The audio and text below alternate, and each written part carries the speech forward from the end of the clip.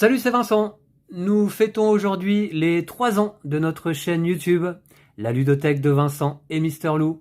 Et Lou n'est pas présent avec moi malheureusement, mais en son nom et au mien, je tiens à vous remercier toutes et tous de nous suivre et de nous soutenir depuis ces 3 années. 3 années pendant lesquelles on vous a présenté de nombreuses parties à 2 joueurs ou en solo, et puis parfois des parties à 3, 4 et plus de joueurs. On a présenté également des vidéos de unboxing, déballage de matériel, des campagnes complètes, comme la récente campagne de Sleeping Gods que j'ai joué en solo, des semaines thématiques spéciales, comme notre semaine nature par exemple, ou notre semaine consacrée aux jeux de la gamme Tiny Epic. Bref, une belle aventure ludique, vidéoludique, pour Lou et pour moi, et qui ne serait pas possible sans votre soutien et sans votre présence. Donc merci à nouveau.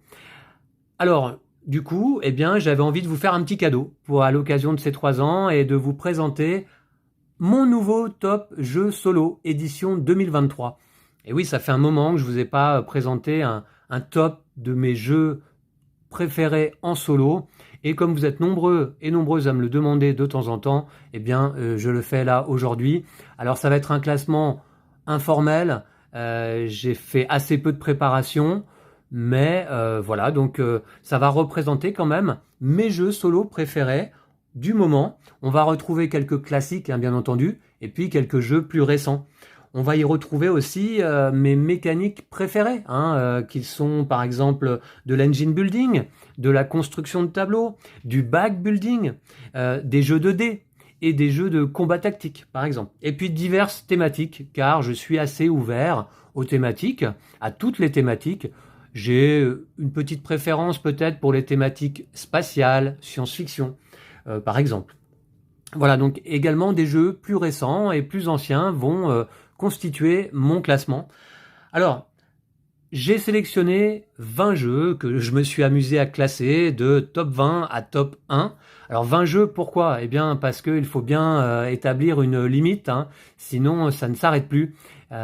Effectivement, dans les 500 jeux composant notre ludothèque, de nombreux jeux se jouent en solo. Il y en a beaucoup que j'ai testés, bien sûr, quasiment tous. Et il faut bien établir un chiffre. J'ai choisi 20 jeux. Cela dit, je vais commencer tout de suite ce classement par 5 jeux auxquels je vais attribuer une position honorable, c'est-à-dire qui ne sont pas dans mon classement, mais qui auraient pu s'y trouver, ou qui s'y trouvaient tout juste, peut-être entre la 21e et la 25e place. Alors, j'ai ici 5 jeux à côté de moi, et je vais commencer, par Jump Drive, qui aurait pu se trouver dans mon classement.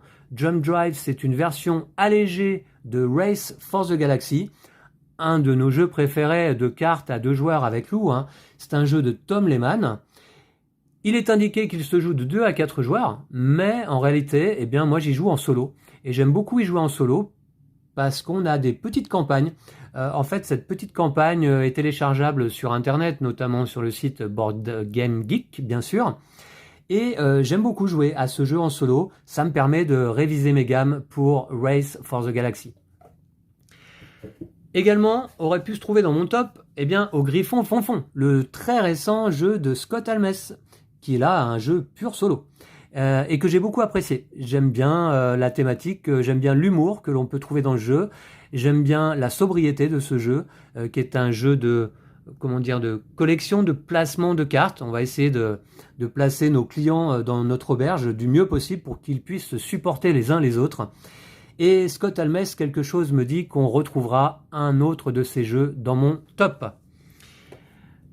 Aurait pu se trouver dans mon top aussi Mini Rogue. Mini Rogue, alors vous voyez là, c'est 3 petits jeux, 3 petites boîtes en tout cas. Mais j'aime bien ces formats parce que ça peut facilement se transporter. Et je me souviens avoir joué notamment à Jump Drive, dans l'avion par exemple. Mini Rogue, oui, très bon petit jeu d'exploration de donjons qui se joue en solo ou à 2 joueurs. Alors je ne l'ai pas testé à 2, je pense que c'est tout à fait bien en solo. Jeu de dés, jeu de dés et puis de cartes. Voilà, donc vous avez pu suivre une partie en solo sur la chaîne.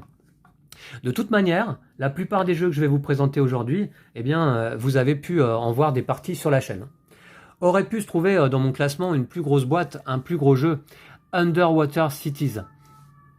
le jeu de Vladimir Sushi, que l'on a parfois comparé à Terraforming Mars, non sans raison d'ailleurs. Et c'est un jeu que j'apprécie beaucoup, mais il y a un moment que je n'y ai pas joué, et c'est peut-être d'ailleurs pour cela qu'il n'est pas présent dans mon classement. Underwater Cities, excellent jeu. Et enfin, le plus récent, Hit, qui aurait pu se trouver dans mon top aussi. Bah oui, parce que ça fait toujours plaisir d'avoir des jeux de course de voiture qui se jouent extrêmement bien en solo, et c'est le cas de celui-ci. C'est assez rare pour le signaler. Oui, je me suis beaucoup amusé dans mes parties solo sur Hit, alors qu'en général, les jeux de course sont plutôt réservés à du multijoueur. Hein. Mais bien sûr, celui-ci est tout de suite devenu un classique du jeu de course dès sa sortie, et notamment, je pense, du fait qu'il se joue très bien en solo. Et bien voilà, on va pouvoir commencer directement le top par mon top 20. Donc, hein, c'est parti. Top 20, j'ai sélectionné. Alors, vous allez voir, ça va envoyer du lourd dès le début. Hein.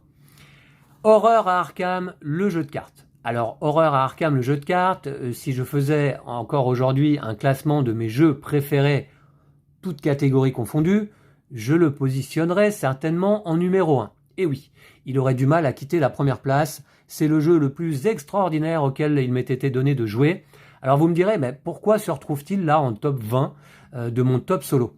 Eh bien parce que celui-ci, je préfère nettement y jouer à 2 joueurs. D'ailleurs, en solo, il est tout à fait conseillé de jouer avec 2 investigateurs qui se complètent l'un et l'autre pour pouvoir avoir une petite chance d'emporter les scénarios proposés par ce jeu. Alors Lou et moi, on est très amateurs de l'univers de Lovecraft. J'ai lu moi-même toutes ces nouvelles à Lovecraft et j'ai beaucoup aimé ces lectures. Et c'est un univers qui m'inspire beaucoup. Donc ces créatures mythologiques plaisent également à Lou. Et forcément, Horreur Arkham, bien c'est un classique. Alors c'est un jeu spécial hein, parce que c'est un jeu de cartes évolutif, pas tout à fait à collectionner, mais qui va demander beaucoup de temps et beaucoup d'argent si on veut s'y investir un tant soit peu. Mais c'est un jeu qui apporte des sensations incroyables autour d'une table de jeu. Et voilà, donc Horreur à Arkham, en solo, c'est pas mon préféré, mais à 2 joueurs, ça reste mon préféré. Top 20 de mon classement. Ensuite vient un autre très gros jeu, et certains vont crier au scandale de le voir positionné en top 19, eh bien il s'agit de Mage Knight. Mage Knight de Vlaada Chvátil, encore un classique, celui-ci sorti il me semble en 2012, donc on en parle encore plus de 10 ans plus tard, et c'est normal puisque c'est un jeu extraordinaire là aussi. Alors celui-ci, je vous dirais que je le préfère en solo plutôt qu'à 2 joueurs. Il propose des parties quand même très longues. Je crois avoir joué une partie en solo de Mage Knight qui avait duré 12 heures. Bon, attention, moi je prends particulièrement mon temps quand je joue, et notamment à ce type de jeu. Mage Knight, dont j'aimerais vous proposer prochainement quand même une partie sur la chaîne, car ça fait partie des jeux que je ne vous ai pas présentés encore. Et puis je me suis récemment commandé, et j'ai reçu d'ailleurs, des tapis en néoprène superbes que j'ai commandés sur Etsy, dans la boutique Rolling Mats, et qui sont vraiment superbes. Donc j'ai envie de jouer à Mage Knight notamment pour sortir ces beaux tapis. Voilà, le jeu de cartes et de plateau hein, de Vlaada Chvátil, qui en fait amène d'ailleurs une mécanique de cartes qu'on a pu retrouver quelque part un petit peu, je trouve, dans le Gloomhaven plus récent, le fameux Gloomhaven. Donc Mage Knight en 19e place de mon classement, et je vous dirais que c'est déjà pas mal. Ensuite, eh bien, Escape the Dark Castle. Et oui, mieux placé que Mage Knight. Bah oui, parce que j'ai fait beaucoup plus de parties de Escape the Dark Castle, qui est un jeu beaucoup plus facile à sortir, un peu plus fun aussi, je dirais. Alors, Escape the Dark Castle et sa nouvelle itération, Escape the Dark Sector. Je vous dirais que je peux pas différencier les deux en réalité. Escape the Dark Sector même améliore peut-être, enrichit un petit peu Escape the Dark Castle, mais ce sont 2 jeux que j'apprécie beaucoup. Alors je vous ai présenté récemment une partie de Sector, j'en referai d'autres sur la chaîne. Et puis Escape the Dark Castle, j'en ai fait pas mal sur la chaîne, des parties en solo. Hein. Alors jeu 2D et d'exploration, où on va retrouver un système un petit peu semblable à ce qu'on trouvait dans les livres dont vous êtes le héros. Là, c'est pas des pages qu'on va tourner, c'est des cartes. On lit le texte, c'est un petit peu narratif, et puis ensuite on a des combats régulièrement à résoudre, à coups de lancer de dés, Alors il faut avoir un petit peu de chance au dé, hein, si on veut arriver jusqu'au boss final et vaincre le boss final. Mais voilà, donc j'aime beaucoup cette collection. Escape the Dark Castle, Escape the Dark Sector, que je ne peux pas distinguer l'un de l'autre, et que je place là tous les deux donc en 18e place de mon classement. En top 17, eh bien, un jeu auquel j'ai très envie de rejouer là aussi depuis peu. Il s'agit d'Everdell, alors dont j'ai joué pas mal de parties en réalité jusqu'à présent, à 2 joueurs ou même en solo. Et puis j'ai conservé l'extension Spirecrest. J'ai revendu les autres. Je vous avais fait une présentation de toutes les extensions sur la chaîne. Et il n'y a que Spirecrest qui m'a convaincu réellement et que j'ai conservé. Les autres, je les ai revendus puisque je ne jouerai qu'au jeu de base ou alors à la rigueur avec Spirecrest que j'apprécie. Mais voilà, le jeu de base est très bon. Le jeu de James Wilson, illustré par Andrew Bosley et édité en français par Matago. C'est un jeu de construction de tableaux. On va construire notre ville, on va récupérer des cartes sur le marché et les placer dans notre ville. Ça se joue plutôt pas mal en solo, bien que tout de même je le préfère à 2 joueurs. Mais voilà, Everdell, il est tellement mignon. J'ai souvent envie de le ressortir et je vous dis là, je pense que je vais pas tarder à me refaire une partie. Mon petit Everdell, voilà. Alors ensuite, eh bien, on a D&D Dice, dont j'ai présenté de nombreuses parties là aussi sur la chaîne. Le jeu d'Emmanuel Aquin, édité par Nuts. Et c'est un jeu de dés. Alors là aussi, il faut un petit peu de chance au dés, bien sûr. Mais moi qui apprécie la thématique Seconde Guerre mondiale, eh bien là, on est plongé en plein cœur du débarquement. Et on va essayer d'aller capturer des bunkers de l'ennemi. Voilà, donc D&D Dice, quoi dire de plus? Je vous invite à revoir mes différentes parties sur la chaîne. J'avais fait une campagne complète l'été 2021 peut-être. Et j'avais enchaîné les parties quand j'ai découvert ce jeu, puisqu'il procure des sensations assez folles. Voilà, parfois il est assez rageant bien sûr, mais très très bon jeu de dés et de combos de dés. Voilà pour D&D Dice, donc en 16e position. Alors, en 15e place, un jeu dont j'ai joué une campagne aussi très récemment d'ailleurs, eh bien Sleeping Gods. Celui-ci, je ne pouvais pas ne pas le classer dans mon top des jeux solo, car en effet, c'est un jeu qui, aujourd'hui du coup, représente une de mes plus belles aventures ludiques récentes. Pour les joueurs qui apprécient les jeux narratifs, eh bien je ne peux que vous inviter à jouer à Sleeping Gods parce que vous allez vivre une aventure incroyable avec ce jeu qui nous a été édité en français, localisé en français par Lucky Duck assez récemment. J'ai beaucoup apprécié mon expérience et c'est un jeu d'une richesse incroyable en termes de contenu narratif puisque en l'espace d'une campagne qui m'a pris un peu moins de 20 heures, je dirais peut-être une quinzaine d'heures, eh bien je n'ai exploré que un 6e ou un 8e de tout ce qu'on peut explorer avec ce jeu. Donc Sleeping Gods de Ryan Laukat, jeu absolument incroyable, j'ai trouvé. Ensuite, après Sleeping Gods, une toute petite boîte que l'on peut trimballer là aussi en voyage. Onirim, un classique du jeu solo, le jeu de Shadi Torbet, dans la collection de l'Univers. Alors, j'ai quasiment tous les jeux de cette gamme de l'Univers ici, mais Onirim reste mon préféré, un jeu de collection de cartes qui se joue extrêmement bien en solo, bien sûr. C'est un jeu dédié au solo, je dirais, même si on peut y jouer à 2 joueurs. Alors là, il y a 7 extensions incluses, je les aime pas toutes, j'en aime bien 3 ou 4 sur le lot, c'est déjà pas mal. Donc ça permet de renouveler beaucoup les parties. Et Onirim, c'est un des jeux que j'emmène quasiment toujours dès que je me déplace. Dès que je pars en vacances, je me prends Onirim avec moi. C'est un simple paquet de cartes et je me fais beaucoup plaisir à y jouer.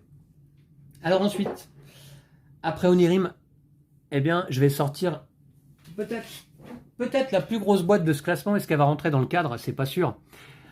Dice Throne Aventure. Ah bah oui, celui-là est très récent. Localisé là aussi en français par Lucky Duck. Merci à cet éditeur d'ailleurs de nous proposer de si bons jeux. Et on va en retrouver d'autres d'ailleurs, je pense, de Lucky Duck dans mon classement. Dice Throne Aventure parce que le plaisir de jouer à Dice Throne en solo. Alors, je continue à préférer Dice Throne à 2 joueurs, avec Lou.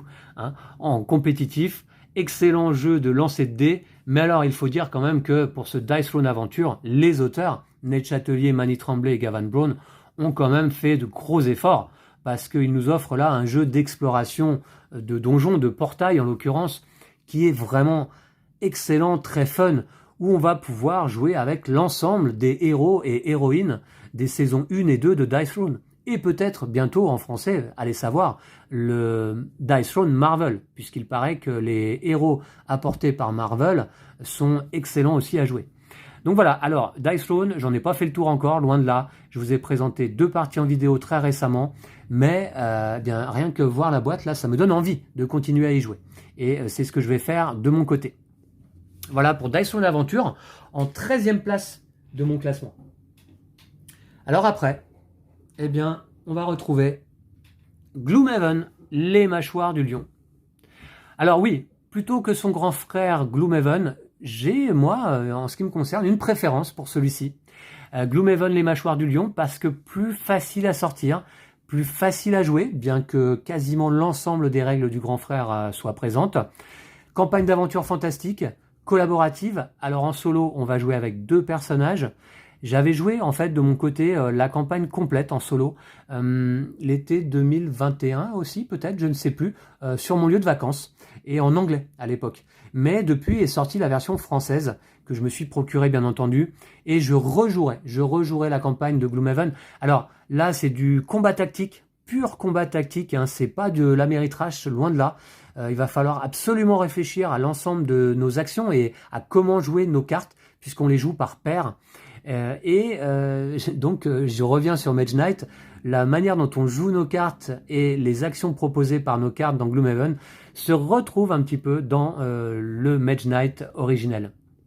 Voilà, donc les mâchoires du lion, si vous aimez là aussi le combat tactique, et si vous aimez un petit peu la narration, parce qu'il y en a un petit peu dans les mâchoires du lion, bien que ce soit assez léger, eh bien je ne peux que vous conseiller de jouer à ce jeu, qui en plus nous prend par la main. Hein. Les 5 premiers scénarios nous permettent de découvrir les règles, et en l'occurrence, elles sont pas si complexes que ça, les règles de Gloomhaven. En top 11, je place This War of Mine. Bah oui, là c'est pareil, je peux pas ne pas le placer dans mon top, hein, évidemment. Vous serez d'accord avec moi, je pense. Il y a beaucoup d'amateurs de ce jeu. This War of Mine. Alors, il y a quelques détracteurs aussi. J'ai présenté une partie récemment et puis certains me disaient qu'ils ne seraient pas capables ou ne prendraient pas de plaisir à jouer à un jeu qui se base tellement sur la réalité, sur un contexte de guerre civile narratif et qui nous emmène voilà, dans un contexte qui est loin d'être fun en effet. Ça je vous l'accorde. Mais le jeu est d'une qualité ludique indéniable. Et donc, moi, je l'aime beaucoup et j'aime beaucoup y jouer et j'aime beaucoup perdre à This War of Mine parce qu'on perd souvent dans ce jeu. D'ailleurs, je n'ai jamais gagné à ce jeu. Mais le jeu, ludiquement parlant, il est vraiment excellent, je trouve. Hein. Et c'est une des meilleures adaptations, très certainement, d'un jeu vidéo en jeu de plateau. Si ce n'est la meilleure.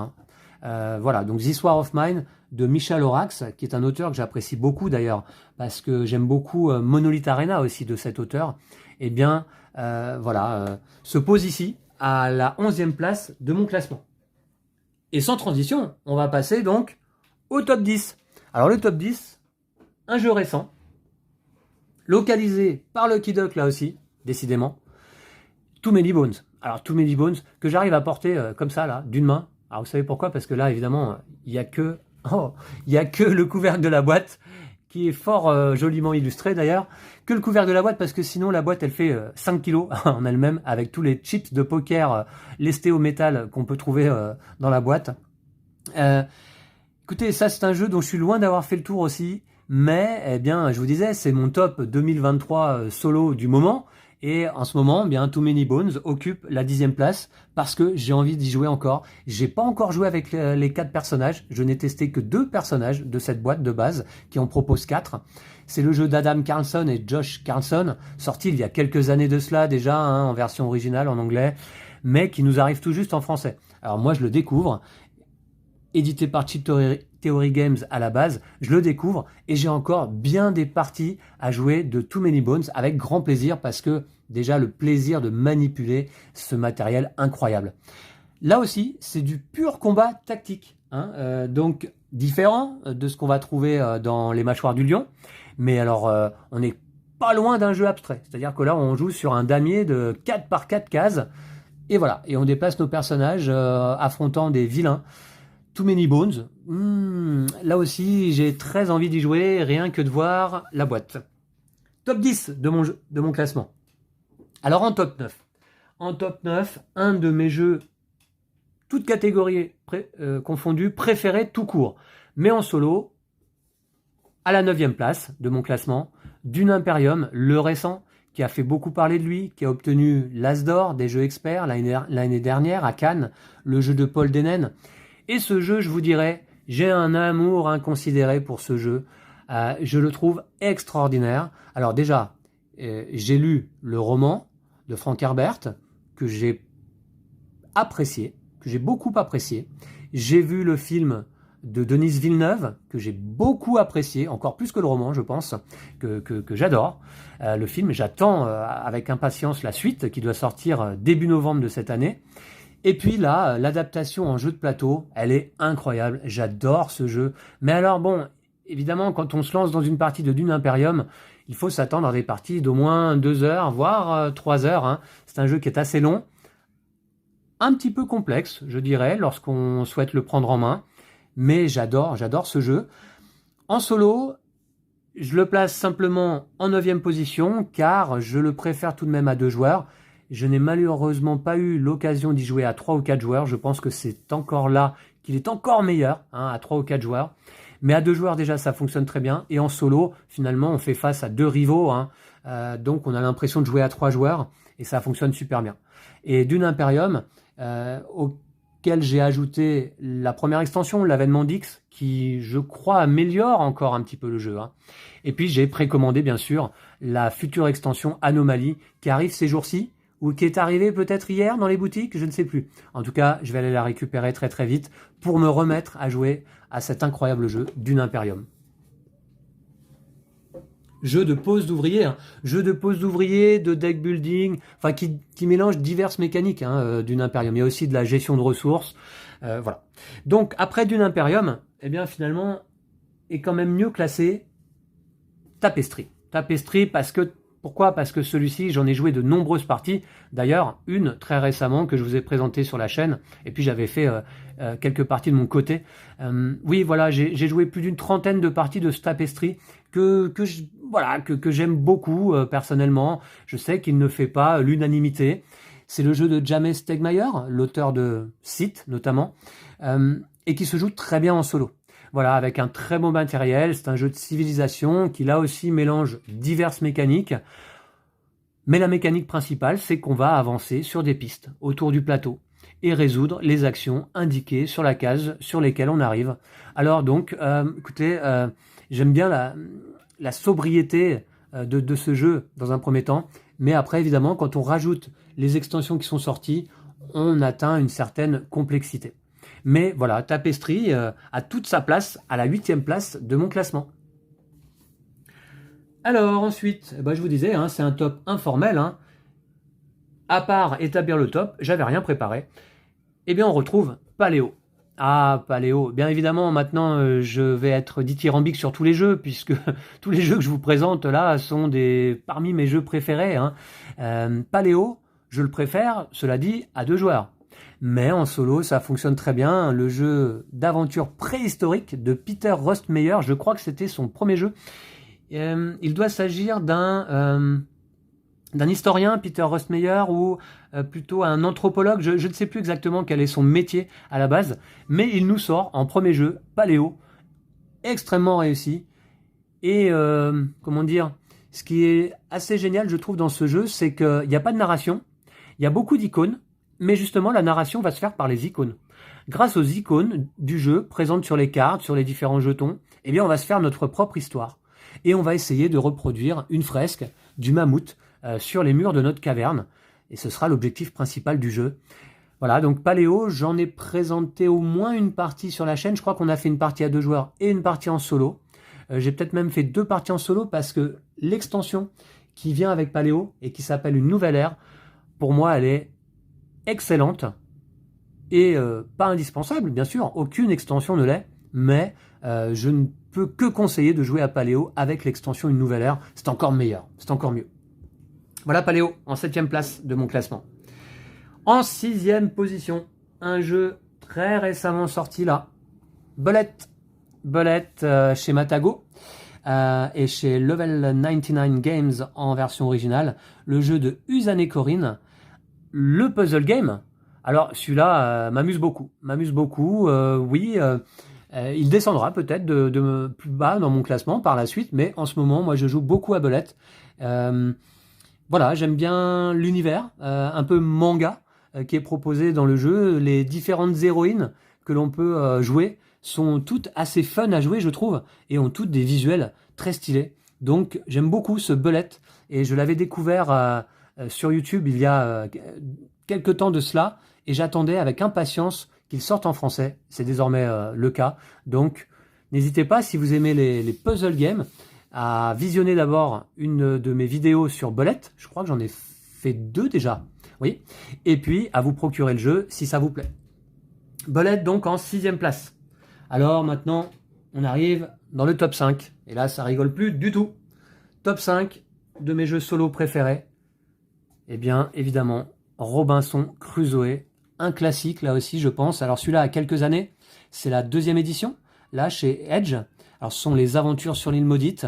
Le jeu de Ignacy Trzewiczek. Robinson Crusoe, quelle meilleure thématique que celle-ci pour jouer seul, voyez. Et donc là, on est plongé véritablement dans un jeu de survie sur une île déserte.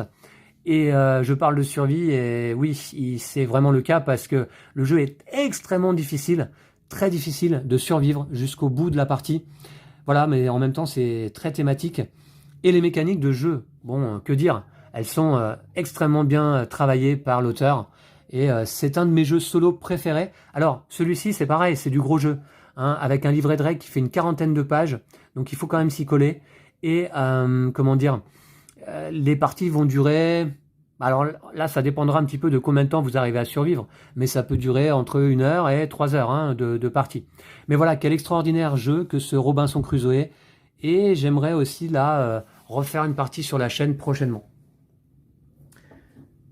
En top 4, eh bien, une beaucoup plus petite boîte, Maki. Ah oui, j'aime beaucoup ce Maki. Jeu de placement d'ouvriers dans le milieu de la Seconde Guerre mondiale. Là aussi, on va jouer le rôle de résistant et on va essayer de combattre l'ennemi présent dans notre village normand.